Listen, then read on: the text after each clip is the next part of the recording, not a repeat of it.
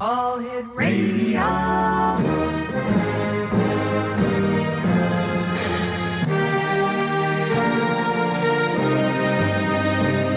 Welcome to the X Zone, a place where fact is fiction and fiction is reality. Now, here's your host, Rob McConnell.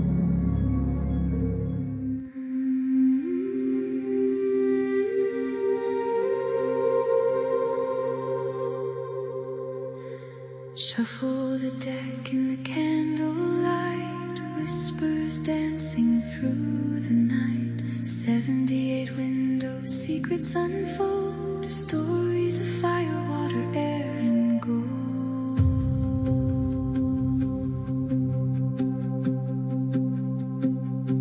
The fool takes a step where the road is unknown. The magician says you're never alone. The high priestess smiles with a mystery deep, guarding the truth that the shadows keep. Cards on the table, fate in the air, turning the symbols, finding what's there. Past, present, future written in art. Tarot cards speak to the soul and the heart. Cards on the table, lanterns that glow, showing the path where the brave spirits go.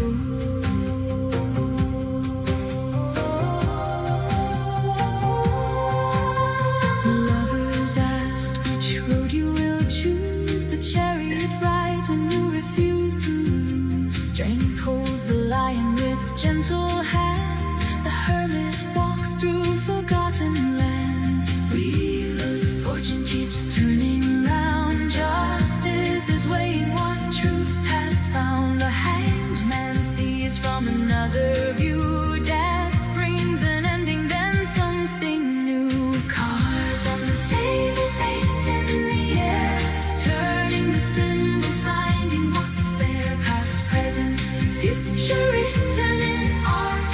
Tarot cards speak to the soul and the heart. Cards on the table, lanterns that glow, showing the path where the brave spirits go.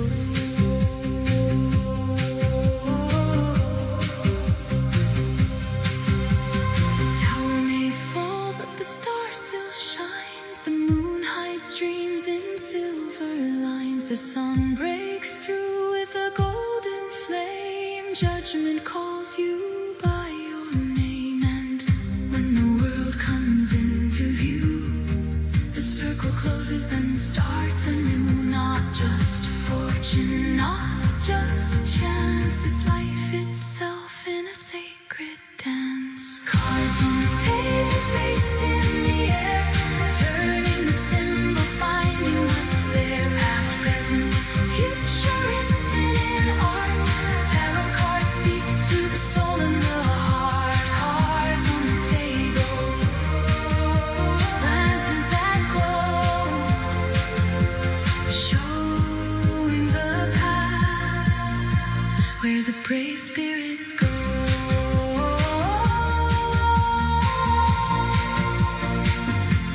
Shuffle the deck, let the candle burn. Every card has a lesson to learn.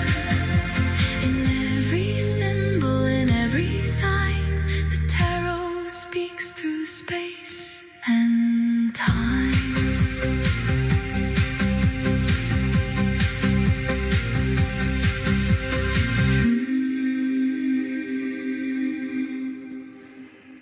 And welcome to the X Zone, everyone. I am Rob McConnell, and we're coming to you from our broadcast center and studios in St. Catharines, Ontario, Canada, on the CanCom Broadcast Network and on your hometown radio, Classic 1220 CFAJ AM, streaming us at classic1220.ca.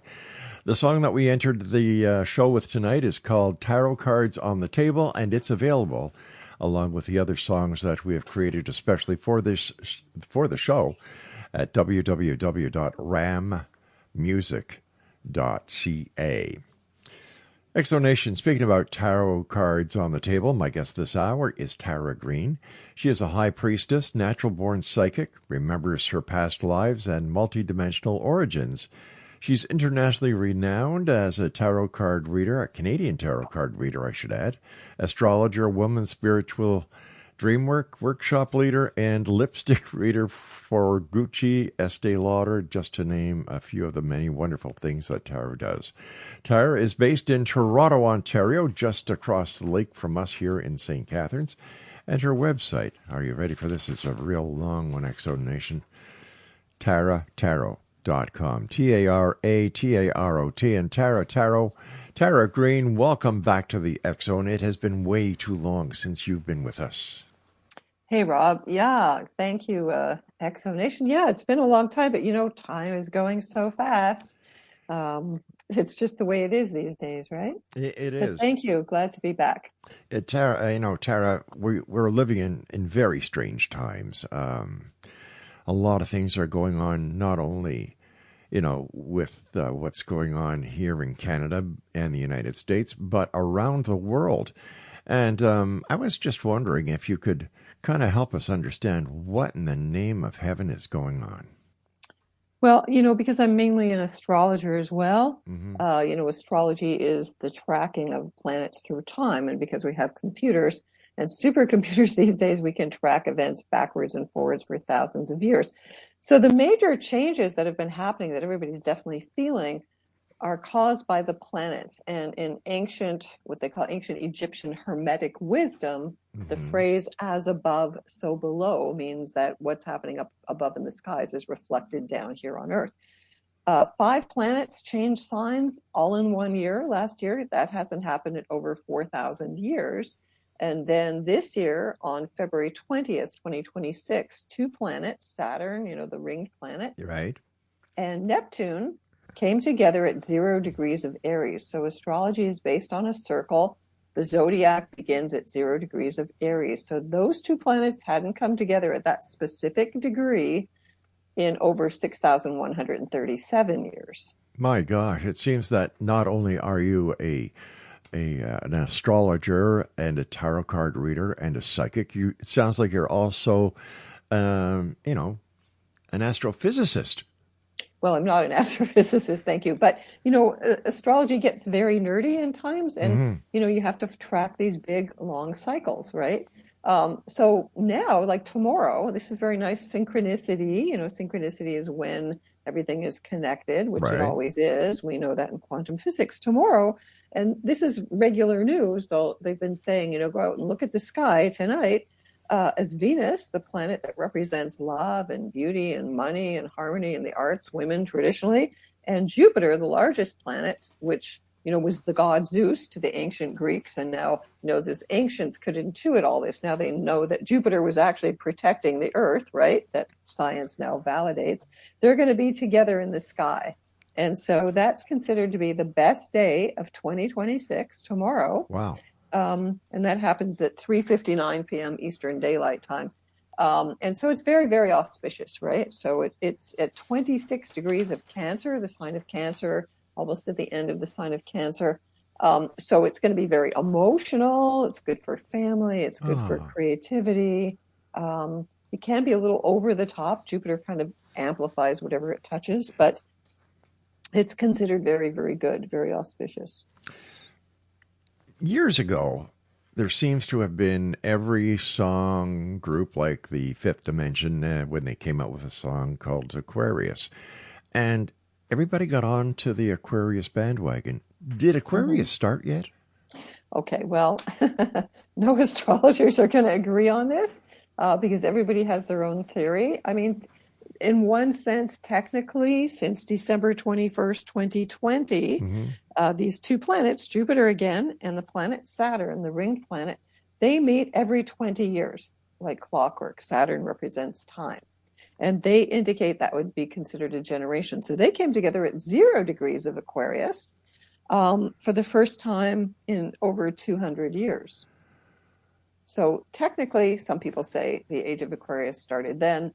There's some astrologers that believe it started 300 years ago because it was indicated by the Industrial Revolution. And some astrologers are saying it's not going to happen for another 130 years or so. But you see, I'm interested in what the X-Zone astrologer says, and that's my good friend Tara Greene in Toronto. Okay. What do you say, Tara? Well, okay. So yes, Jupiter and Saturn coming together at 0 degrees of Aquarius. Aquarius is an air sign, even though people get it confused because they see the water bearer. But it is the element of air.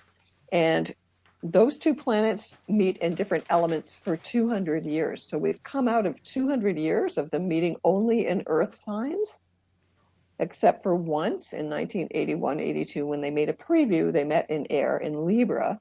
So people that are millennials would have been born with that. But now they're only going to meet in air signs for another 200 years. So yes, I would say that's a pretty good marker. And also, when Pluto entered Aquarius to stay in 2024, it'll be there till 2044. That is very Aquarian.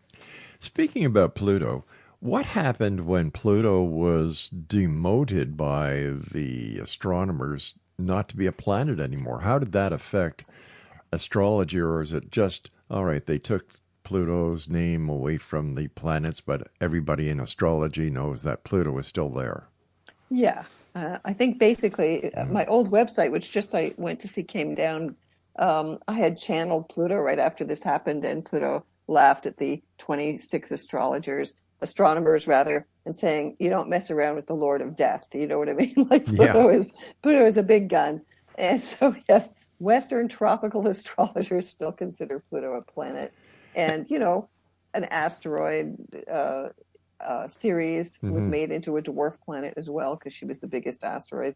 And then, you know, now they've added on all kinds of other rocks as they find them in space, centaurs and et cetera, right? Yeah. You know, you and I were just talking about how people perceive Aquarius because of the water. You know, they perceive it to be water, and you just explain to us that it's actually an air sign. And I figured out how the misperception actually happened, because Aquarius isn't pouring water. What she's pouring is liquid oxygen. That's no way. One. Okay. Well, traditionally, consciousness was considered to be like water. Yeah. Water was a symbol of consciousness, right? Because we all come from the ocean, you know, like. And of course, they felt it's a kind of, And what is the percentage of our body? That is water. Right, exactly, yeah. Tara, please stand by. You and I have to take a very short break. And Exo Nation, Tara Greene is my very special guest. Her website is taratarot.com. This is the X Zone. I am Rob McConnell. We're coming to you from the broadcast center and studios of the CanCon Broadcast Network right here in St. Catharines, Ontario, Canada. And you're listening to us on 1220 AM if you're driving throughout southwestern Ontario or northern New York and Pennsylvania. And, you know, the good people at your hometown radio, Classic 1220, stream us at classic1220.ca. Tara Greene and I return on the other side of this very short break. So whatever you do, Exo Nation, don't go away.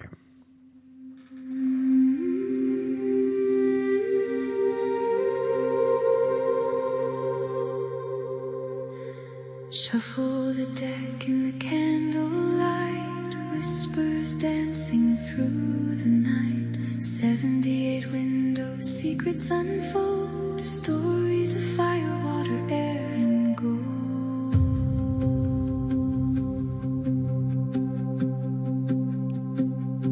The fool takes a step where the road is unknown. The magician says you're never alone. The high priestess smiles with a mystery deep, guarding the truth.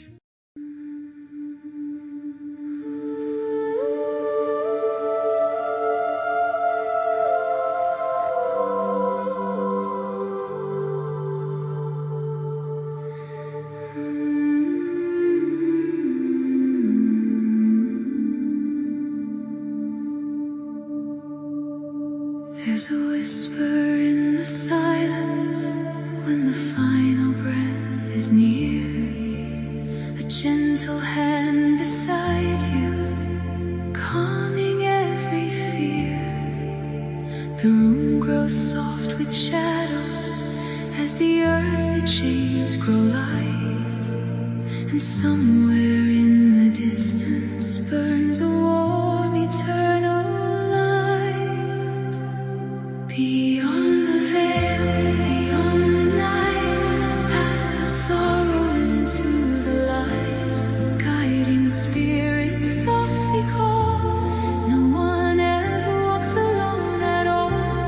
Through the doorway, hearts set free. Past what was to what will be. Beyond the veil, we all must go. To the great unknown. And welcome back, everyone. That's Beyond the Veil, and it is also available at rammusic.ca. Tara Greene is my special guest, and as a trained artist, transformational psychotherapist, dream worker, and past life regressionist, Tara has enlightened over 32,000 people, and a famous tweet of Duchess Meghan going into labor 12 hours before she actually gave birth. She writes horoscopes daily on her blog for Moonology, the Cosmic Intelligence Agency, and for Tim Hortons Screens 2015 to 2018. She is featured on magazine articles and quoted online. She leads live Zoom workshops and creates guided meditations. And she also teaches astrology and women's spirituality courses.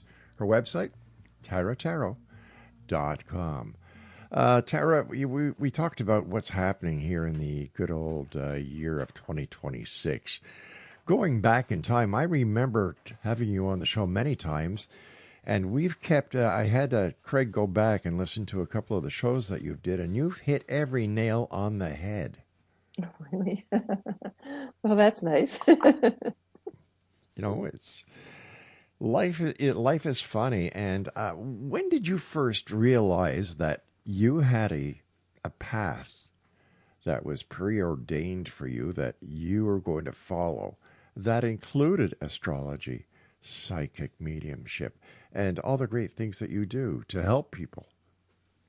Well, I think I kind of say that I was born awake. I remember that I was a multidimensional being. I did not come from here. So I kind of was aware of all that. I could always be aware of all those, what people call time jumping now. Yeah. I was aware of all the different timelines and all the different lifetimes going on at the same time. So it was actually kind of a bit frustrating and difficult for me to kind of compact myself into this little, child body. And I also had quite a traumatic birth. I was born weighing 2 pounds, 6 ounces. Oh, my good Lord. I was 2.5 months premature. So I spent the first 2 months of my life in an incubator. So I remember being 3 years old and having a big temper tantrum because I knew my parents couldn't teach me anything. And I knew more than they did. So, and in those days, there was no internet, no any of this. So I basically had to trust my own intuition, and my spirit guides were always there. And I always was kind of connecting full-blown past life memories since I was like 7 years old. And then people would come to me, people would appear and tell me things, and teachers appeared. And, I knew I was going to be an artist. That to me, I figured out if I say I'm going to be an artist and I was creative, that at least I could live my life my own way. I could be free. That was my bottom line. I have to be free. So I followed that path, and I studied Carl Jung. I studied archetypes. I studied history, art history, all kinds of things like that. And, I kept meeting astrologers, and, before there was computers, again, this is back in the real old days, they had to draw them all by hand and do all the math. And, in tarot, and I had bought my first tarot deck when I was 17. So it just kind of started to accumulate around me. I loved it. I was fascinated with it. And then my first teacher kind of threw me into doing the corporate world thing when there was really nobody doing it in those days. And it was fun. So I love to meet all kinds of people from all different walks of life who I would not normally meet. And, I was kind of doing all this before it became like, now it's so mainstream, there's still people that go, oh, astrology isn't real and all that stuff, but it's certainly been much more accepted, especially by the younger people. And yet, tarot cards, all of that, And yet, one of my jobs when I was young was working in a bookstore that sold newspapers. And on a Saturday morning when I'd go to work, people would come in, go to, back then it was the Montreal Gazette, and they'd stand there, go to the horoscope section, read their horoscope, and fold the newspaper back up and put it back. So it seems that the horoscopes, even going back way back, were looked upon as something that the third eye can incorporate and understand, and that you can actually live by or plan to be. And yet when you look at how horoscopes are done, with all the planets and all the work that astrologers do, how is it that a newspaper horoscope column with the 12 signs can read the masses and yet compartmentalize each of the signs to fit so many people? Well, it is a very general thing, and that kind of, sun sign astrology was designed just to sell newspapers. It became famous even before the 20th century started. Really? And so it's very general, but people like that idea. Like, even if they take it lightly, you can just gel it down. I mean, it is not the whole picture, but now I think because of the spread of astrology apps, most of the younger people know what's called their big three, which means they know their rising sign, and you have to have an accurate birth time within 4 minutes to have that. That represents your appearance, how you approach the world, and the sun and the moon. So those were traditionally the most important things. So really, you have to look at 3 different signs generally, usually. Now, you said that you did not come from here. Where did you come from? Well, there's different stars, and this is part of indigenous, all over the world. I think I always say that astrology is the most ancient religion because people always looked up, the pyramids are aligned to the Orion's belt. I'm really connected to Orion, to the Pleiadians, to Sirius. I've had dreams about where they're connecting to me from Arcturus. So it feels like I've got this sort of multi-stellar connections out there. And other ones on sort of deep meditations, I've gone to other star systems even, which I couldn't track down where they were from the knowledge that we have here. You were saying that you had dreams about where you have come from, way out there, and your connection to Orion's belt. How important are dreams in the daily life of a person? And what should they look out for when they wake up and they remember a dream? Because the memory of the dream doesn't last very long. Yeah, dreams are super important. And, Sigmund Freud did not invent this. It's really ancient knowledge. Like in most indigenous cultures, your dreaming life is just as important as your waking life. They considered it to be actually more important because they considered it to be where your spirit or your soul is actually awake. So people should try to remember their dreams, and there is a practice of dream yoga. So through your intention, through, focusing on it, try to write it down, try to speak it out loud, because that brings the dream in from the ephemeral into the real, and to track the symbols. And dreams sometimes speak in puns. They're actually quite funny a lot of the times. And, it's a different language, so you can't translate, like people always say, oh, my dreams are so weird, but they're only weird from our daylight consciousness point of view. From the soul's point of view, which is where I believe the dreams are coming from your own inner psyche, they make perfect sense. So if you want to understand what's really going on inside of you, or if you're really looking for spiritual guidance, you will always work with your dreams. Based on the fact that you come from somewhere out there, let's say in the Orion's belt area, Okay. what happens to Sarah Greene when that fateful day comes and Sarah's spirit decides to discard the meat suit that she's been wearing all these years? What happens to Sarah? What happens to Tara's spirit? Oh, I go back to my home. Ah. I go back home, right? Yeah, I mean, that happens to everybody. It's like, but you really do consciously create the afterlife as well. So, like Tibetan Buddhists, that's why they channel and chant and focus on, keeping their consciousness together, so that when the physical body dies and you go into pure spirit, that you can stay conscious to go back where you are. And if you do decide to, reincarnate, they pick lamas based on that they absolutely remember all of their things that they had before. That's how they identify them. Like that's how the Dalai Lama was identified. Mm-hmm. You say that you've been a high priestess in many different cultures, including Egypt, Stonehenge, Mexico, Greece, and Turkey. When you look back over your many lives, is there one particular life that resonates with you more than any other life that you've had so far? It's an interesting question. I think because I've repeated that pattern so many times, and and it was also kind of tragic because the patriarchal hordes came along and destroyed all that. So there's always been this kind of wonderful memory of the beautiful times, and there was a golden age. I do remember that, and then it was kind of all thrown down. I wouldn't say there's one. I do resonate very much with Egypt, but especially when I was in Ephesus in Turkey.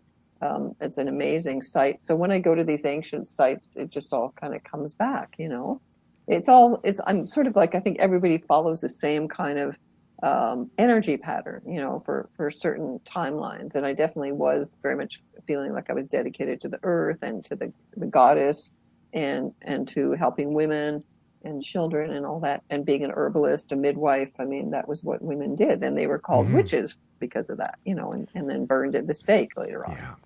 Once again, we're looking at the control of mankind over women, which is, in my opinion, something that people should remember that happened in history and learn from that. I've always been one that believes that we should listen more to women because it's not Father Earth, it's Mother Earth. And when you look throughout history, whenever a woman has been leading a country, an army, ruling over a country just like the United Kingdom, the kingdom has prospered. And once a man gets a hold of it, well, take a look at the United States and you'll get what I'm talking about. Tara, you and I have to take our break at the bottom of the hour. Please stand by. Exonation Tara Tarot is our special guest, www.taratarot.com. And we'll both be back on the other side of the short break as the X Zone continues with yours truly, Rob McConnell, from our broadcast center and studios in St. Catharines, Ontario, Canada, on the CanCom Broadcast Network and your hometown radio, Classic 1220 CFAJ AM, streaming at classic1220.ca. Now, if you would like to appear on the show because you have something very strange, something out of this world that has happened to you, we'd like to hear from you. Send me an email, xzone@xzoneradiotv.com. Don't go away. The room grows soft with shadows as the earthly chains grow light, and somewhere in the distance burns a warm eternal light.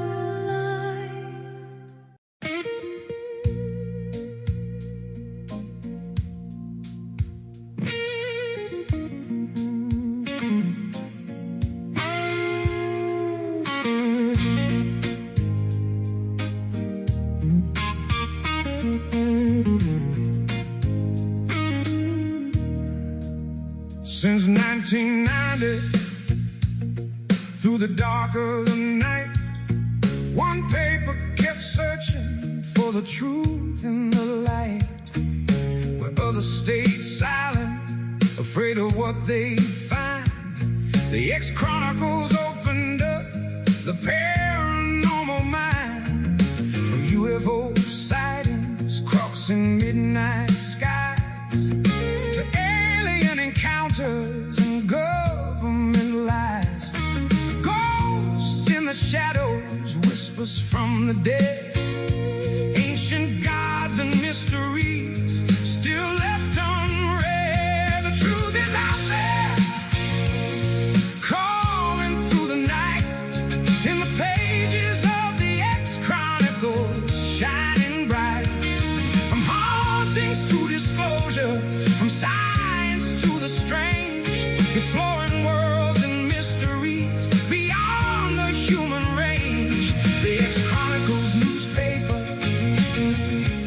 Welcome back, everyone. Speaking about the X Chronicles newspaper, the June-July edition of the X Chronicles newspaper comes out on June the 15th, and it will be available at www.xchronicles.net.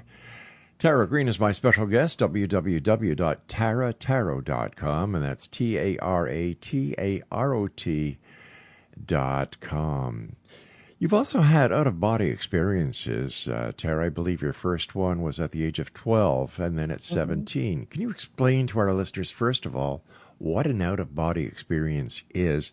And if you can share your two out-of-body experiences with us, that would be great. Well, the first time it happened to me, an out-of-body experience is your awareness of your own physical body, like usually we feel contained in it. You step outside of that and you look back at yourself. So this happened to me the first time when I was 12. I had just gotten some reading glasses and I was sitting on the floor and I was kind of gazing at my reflection of my eye in the glasses, and I got fascinated with that. And then all of a sudden it felt like this, like almost like an imprint of myself came out of my body backwards, and I was sitting on the couch looking back at the back of my head sitting on the floor. And that was like, oh, wow, what's that? I just kind of went, okay. Oh, I didn't know I could do that kind of thing. And I was like, okay with it, right? Because I guess I'm used to things being, paranormal all the time, kind of is more my speed than, grounded things. So I was just okay with that. And then actually when I was 15, I remember I was with a group of kids in a basement, a regular suburban basement, and they all went, let's all hold hands and kind of try to meditate and levitate. I guess that was a thing. Mm-hmm. So we were all kind of sitting there and I started to meditate, and all of a sudden I'm out in space and I'm looking at Earth. Now this was before that picture they had of the Earth. I'm giving my age away here. But anyway, I was sitting cross-legged out in space, and I was so peaceful, and it was so quiet and calm, and I was so happy. I went, I just want to stay here. And I was just blissed out. And then I could barely hear people calling my name. And then that got louder and louder. And then somebody, I guess, grabbed me and shook me, and I kind of came back to where I was. And they went, where did you go? You were totally gone for 10 minutes or something like that, right? And I went, oh, I was meditating. I was levitating out in space. I didn't want to come back, right? So there was that. And there was just times where I would just spontaneously just leave my body and kind of fly around and look over things and then come back. And it was like, oh, that feels so good. It was so exhilarating. And have you continued the practice of out-of-body experiences throughout your life and throughout your profession as a paranormal person? It definitely happens. Yeah. Is it hard for people to learn how to do this? To have out-of-body experiences, Tara? No, it's usually done through meditation. Everybody's different. Everybody's kind of wired different. Mm-hmm. Everybody's consciousness is more open, and it can be a different experience for each person. But traditionally, that's what the Tibetan Buddhists did, and Hindu meditation, it's to help you to detach from your body, from your ego, that you're not just in the physical. You're multidimensional. You can remember, you can connect to all of your lifetimes. And I think it's become much more popular for people to talk about this with quantum physics and quantum jumping and leaping and remembering all your timelines and changing them, because they're all going on simultaneously. We just, are kind of one location. It's like a radio channel. You're broadcasting everywhere, right? Exactly. But you're just sort of tuned into one station. So that's our 10% consciousness that keeps us grounded and aware of, while we're here in the physical experiencing life on Earth. We can't. It would be very hard to manage when you're aware of everything going on at the same time. I mean, we can do it, but we're just not really used to do it, or we've kind of dialed it down. Do you know what I mean? Sure. But it's literally like in shamanic teachings, they use crystals to do that as well. And they move an energy spot in your body, and that will help you also. That's an instant out-of-body way to do it. I've had the pleasure of knowing you for many years now, Tara, and you're one of the very credible people out there that deal with the paranormal, tarot card readings, and astrology that I've had the pleasure of knowing. But when you tell me about an incident or what you've seen during an out-of-body experience, I believe you. Mm-hmm. No doubt whatsoever. However, when there are people who have never had a out-of-body experience before, can they actually manifest in their mind what they would like to have happen in an out-of-body experience, and the experience that they have is just internally, but it's something that they made up? Yeah, and I would think that's a great way to start because your imagination is everything. So there's a therapeutic thing called active imagination. If you want, what you imagine becomes real. If you confess it, you will possess it.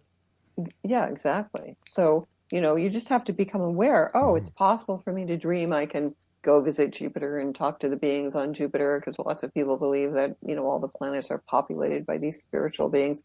Well, whatever it is you can become more aware of and you can do, you can do. I understand.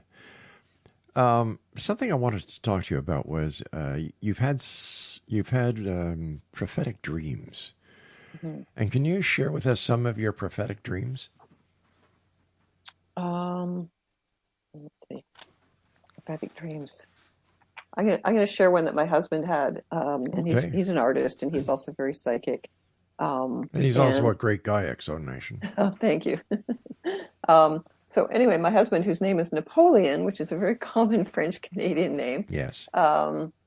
he had a dream when we first got together that we were going to have a daughter and she wanted to be called Leia. And I remember him waking up and saying, well, I had this dream and, that's not a name I would have consciously chosen. Like, we're not big Star Wars fans. We didn't even make that connection with Princess Leia, right? Consciously. So we went, okay, Leia.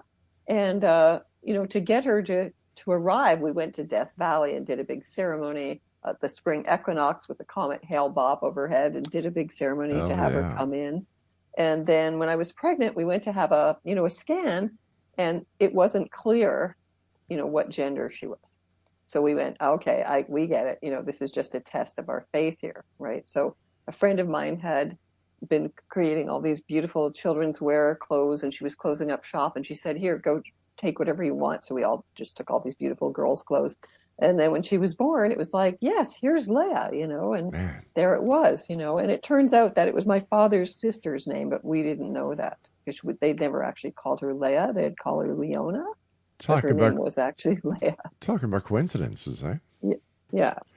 Fascinating. Speaking about coincidences and synchronicities, a lot of people believe that they are a major part of our everyday living, that there is no coincidence that's just a coincidence. What is your feeling about coincidences and synchronicities, Tara? I don't believe there's any coincidence. I believe it's all synchronicity because everything is interconnected. So it's like if you start to think about something and then you're aware, you'll hear somebody talk about it or the book falls off the shelf or suddenly, especially now with the internet, I swear our phones are like psychic. They can read our minds. You know how that one works. And all that stuff just starts appearing, that's all synchronous. It is all interconnected, I understand you also had an ET encounter in Mexico with 2 witnesses. Yeah, it's always good. I always have witnesses when these things happen. That was, I always say have a witness. So it was my future husband and a woman from Germany, and we were totally sober, and we went down to the beach one night, and we used to like to watch the falling stars over the Caribbean there. Yes. And so somebody went, oh, okay, there's a falling star, and usually they come across the sky and they burn out real quickly. But this one came across the sky and stopped, right? So it looked like a falling star that just stopped in the middle of the sky. And then we saw it make a turn. So my husband and I, he verified this with me recently, actually. We saw it turn to the left and make an infinity symbol, right? Wow. So to me, it was very clearly an infinity symbol. And then it started to get bigger and come down. And then we realized, it's coming down. And he got all panicky because there had just been all these cattle, the blood sucked out of them in whatever, somewhere in the States. And he was all scared. Oh, the chupacabras. And I went, no. Yeah. What's that? The chupacabras. Yeah. So I just went, no. This is the miracle I always knew I was going to see. So this star comes down and then it starts to take the shape of a bird. And it's very clearly like the shape of an eagle with split wingtips, looking like a star, white, bright, sparkling like a star with a little head, a kind of smaller head. And then it flies in over us, over where we are, because it's all dark on the beach. And as it flies into the light of the little town in Isla Mujeres, it turns into this jet black shadow. And we can see it flapping around, but you would never see it. The people couldn't see it because it was like so black. It was invisible, basically. It was cloaked at that point. And it flew around the island. And then we kind of went, oh, okay, is that it? You know? And we're looking at each other. And then we keep looking for it. And then we see it kind of way down. It kind of went down over the town. It's kind of circling around. And then it kind of comes back. And as it flies out again over from the town into the ocean, it turns back into starlight again, like ping, and then flies up and disappears back into the sky at like supersonic speed and disappears. Wow. Now So that's what I call a sighting. that was a sighting, yes. And so we were all like shaking. And this German girl was going to go to see this famous seer, Maria Sabina in Oaxaca, to find out if she should follow Osho or Bhagwan, Rajneesh. And so she's on the sand crying her eyes out. And, Oh, gosh. we thought, wow, this is amazing, right? So, yeah, that was definitely a major, major event. And it was on February 22nd. So because it was 2/22, there was also that My gosh. numerology. And, yeah. Two things, Tara. Yeah. First of all, when we come back from this break, could you give me a small tarot card reading? Because I haven't had one since Yeah, last sure. time you were on the show. Okay, sure. And did you feel any connection with that sighting?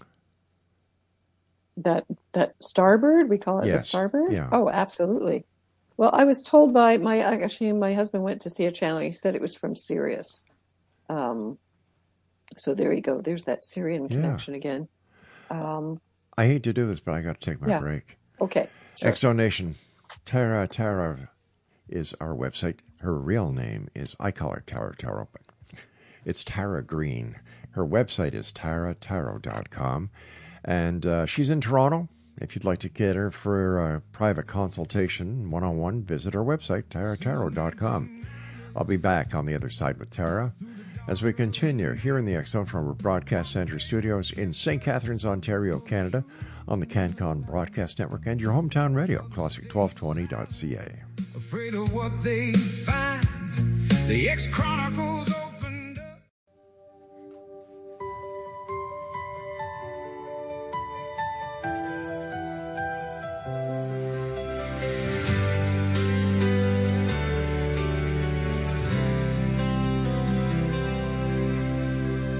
Out beyond the midnight sky, where the silver star trails run, there are lights that move in silence, far beyond the waking sun.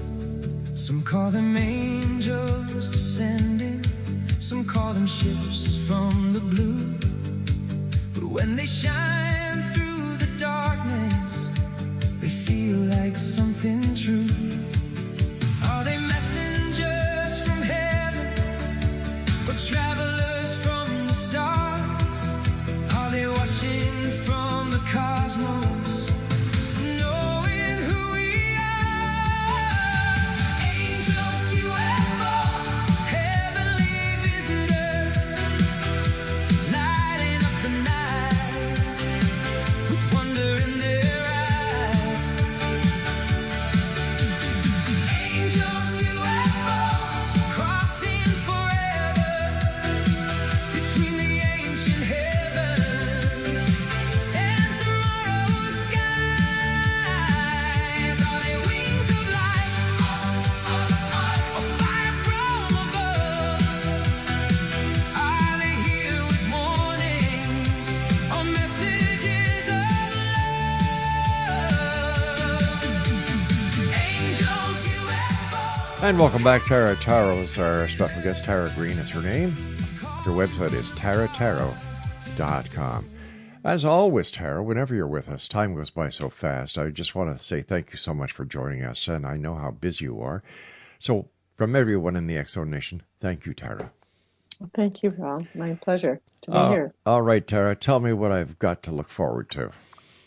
Okay, good- so let's good do or the bad? tarot cards for you. All Okay, right. so I'm using a more modern deck called the Muse Tarot, which was created by a Canadian wonderful designer, Chris Ann, she calls herself. Mm-hmm. She's also created many other decks that are very popular, Light Seekers Tarot and things like that. So what I want you to do, Rob, is just focus in. I know you're a Taurus. Okay. Focus in on whatever it is you want to know about. So I'm just going to tune into you. Okay. And I've got my crystals here, which I use to just kind of consciously call in your higher self, your guardian angel, and I'm just tuning into you. So whatever it is that you want to know about, whenever you feel ready, you just have to kind of trust your own gut instincts and say, okay, and then I'll stop and I'll turn over the cards. Okay. Okay. So I'm just using the 22 major arcana here. Mm-hmm. Okay. So the first card of the moon, number 18. So this has to do with a kind of a rebirth. The moon, it's the sign of Pisces. So again, it's mentioning paying attention to your dreams. It's a big test of your faith in a way. Is there light at the end of the tunnel? So it can feel kind of trying, or like might feel kind of lost, but it's a kind of a necessary passageway. Okay. And then what you're integrating here, the card of the Tower. So the Tower is kind of like a big awakening. It can be also felt as being kind of a shocking or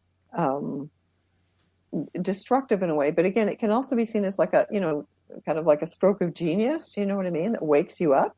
Okay. Right? Like the light bulb going on, but on a bigger level. So it could be a brilliant new idea you get that kind of changes the structure, the old structure. Okay. And then you get the High Priestess here.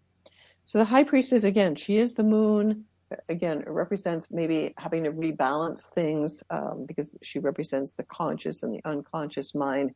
She's telling you to listen to your intuition. Okay. Very much so as you're moving forward. And then you get the card of the World here. So the card of the World, the number 21, represents the end of the journey. The tarot is a very esoteric way of talking about the soul's journey from 0, the Fool, to 22. So 21 is where you've gone through archetypally all of the different lessons and where you finally have to come back down to earth and chop wood and, do the laundry and pay your taxes and do all the mundane stuff. But you got to bring your vision. It feels very much like a vision or something that's been brewing in the back of your mind. Kind of, you get the kind of the green light in a way, but it might be a big wake up call that needs to be balanced and really trusting your intuition to guide you into something new that you're creating in the world or birthing in the world, right? Okay. Gotcha. And then I'm giving you an extra card here, which is the Temperance, number 14. Again, the Temperance is about balance. It's an old-fashioned word. Literally temperance means balancing one thing, they become the other. So again, it's like using, again, the intellectual, the emotional, intuitive sides of your brain and tempering them out. So it's kind of like, it feels very craft-like or creative to me. And then you get the card of the Emperor, the number 4. So the Emperor is Aries energy. So again, this speaks of new beginnings. It can be new projects. You're the boss, kind of. You're starting something new. So, it feels like this is something that's still kind of percolating behind the scenes, but a new creation that's going to come out into the world. Could be new partnerships as well when we're talking about twos. Right. And a new beginning, but that should be much more energizing. The Emperor is like Aries energy. And by the way, like by the end of June here, when Jupiter changes sign, it enters Leo. It's basically the last major planet to do all of this big changes that we've seen since 2025. And most of the outer planets will be all in the element of fire and air. Fire and air. So that predominance, that's like active. If you blow on the fire, it gets higher. Right. So, yeah. And also with Uranus and Gemini, the time is going to move even faster. Now, that's like AI, cryptocurrency, digital ID, all of that, right? So this Emperor energy is Aries energy. So again, it's more about people saying, I'm running my own show. I'm my own boss. Nobody else is going to tell me what to do, right? And it's very kind of aggressive in a way, more competitive, right? So people are going to be angry. I think there's that. There's going to be a lot of backlash, right, in general in the world as well. But you also have to own your own power. This is the Emperor, right? Yeah. I always have. Yeah. Yeah. That's great. Thank you for that, Tara. Okay, you're welcome. How can people stay calm in this kind of world that we're in, where we're inundated 724, 365 from all angles with all the new media and all the new media that is going to be coming out that's going to revolutionize the world even more? So many changes. How do we keep grounded? Well, I think that's a key thing. That's also why I mentioned all the planets being in fire and air. There's not much earth going on there. And you have to stay really learning to, I think, meditate, staying connected to nature, to remember that you're essentially, I believe that we're all old souls. We all chose to be here now, to show up, to anchor that, and to stay anchored in a very high frequency. This is the challenge, just the amount of information that's going on, right? And we have to keep adjusting. We can handle it. My old guru said, actually, complexity of this nature is really good for you. He thought that was a good thing. But you have to stay listening. You have to learn how to listen to your own intuition. To thine own self and be that true. takes practice. Yeah, Shakespeare Yes. said, to thine own self be true. Yeah. Something that has always amazed me, Tara, is the knowledge that astrology has brought over the many years that it's been used.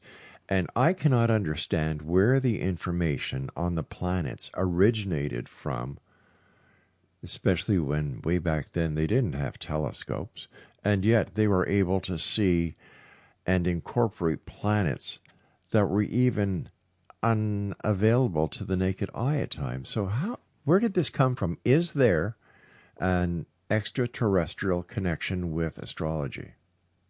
Well, ancient Indian astrology, which is 8,000 years old, My goodness. Connected to their spirituality, still used today to arrange marriages. That's one branch. And then Western astrology claims that there was no connection. I don't think that's true. But they claim that what's the foundation of Western astrology came from Babylon. And they have all those, they're the ones who talk about Nibiru. Yes. Right? They're the ones who say the sky gods, like most indigenous and most ancient civilizations do. The sky gods came down and taught them all this stuff. People used to also, it was all naked eye observation. So technically they could see out to the planet Saturn. That's why there's traditionally 7 classical planets and 7 days of the week to honor the planets, which they saw as gods and goddesses. So they had living relationships with the planets. And I think it's really great to think about it that way again. It is. And even in the Bible, there's mentions of Nibiru. And the Bible has many correlations and connections with extraterrestrials. I believe Ezekiel's wheel is one, and the list goes on and on and on. Where do you see humanity best focusing in these days and these times? Well, I think that the age of Aquarius, because it's a dual air sign, like all the air signs, there's going to be a split. That split is like part of a Hopi myth. I have lots of channelers who are talking about this. The people that are aware that we have to create a higher consciousness, that's really the highest side of Aquarius, is real human consciousness, a higher consciousness that comes from the stars down to the earth, right? Awareness of where we really come from and how big we really are. And then there's those people that are going to be in fear and separation. And do you know what I mean? Yes. Sort of grounded. And so there's going to be that split. Also, there is going to be a lot of people who are not going to buy into the whole AI thing. And I think there's already a backlash to that coming already. So there's going to be a split in sort of different cultures, different societies, especially with the younger people, who used to being digital nomads. And now they use astrocartography to find the best places to live in the world. And so, I think there's, bringing up kids in a more conscious way. I think there's a big shift, because the 60s was really the start of all this. Yeah. That was just the seeding phase. It's really meant to start now. So when you're talking about, the age of Aquarius, in the 60s, in that Hair musical, that was the seed stage. The Beatles were like the archetypes of that. Yeah. And then now it's going to start. These things take long periods of time, I remember going downtown Montreal after school with my friends Don Murdoch, and I think Robert Lee was with us. And we would sit on the stone fence that was on St. Catherine Street, right beside Eaton's, facing a square. And I remember, and this is mid-'60s, I remember, my God, what a great time to be alive. You could just feel the change. And the music, all you need is love, good vibrations, and the songs that you could actually understand and bring into your life, because something wonderful was going to happen. And I think that because of people like you, Tara, that you remind us of all these wonderful events in our lives, and you also prepare us for the future. So I want to thank you ever so much for joining us tonight, Tara. Always a great pleasure. Let our listeners know how they can contact you one more time, my dear. Okay, you can get in touch with me at tarot.com, and I give very in-depth kind of tarot astrology readings. And yeah, thank you so much, Rob, and thank you, listeners. It's been great talking to you all. My pleasure. And sending you all the best blessings. Please give my best to Napoleon, your family, Okay. and I look forward to the Thank you. next time you join us here in the X Zone, Tara. Okay, me too. Take care, my dear friend. Okay, blessings. Thank you very Blessings much. to You you, too. X Zone Nation, Tara, a wonderful lady based in Toronto.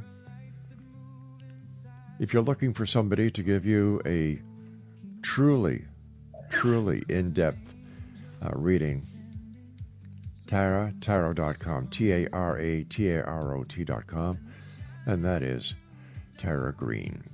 I'll be back on the other side of this commercial break, but what we're going to do is I'm going to pick one of my favorite shows from the past, within the past 2 months, and I'll play it as the X Zone presents The Best from the Vault here on the X Zone Broadcast Network. And of course, CanCom Broadcast Network and your hometown radio, Classic 1220 CFAJ.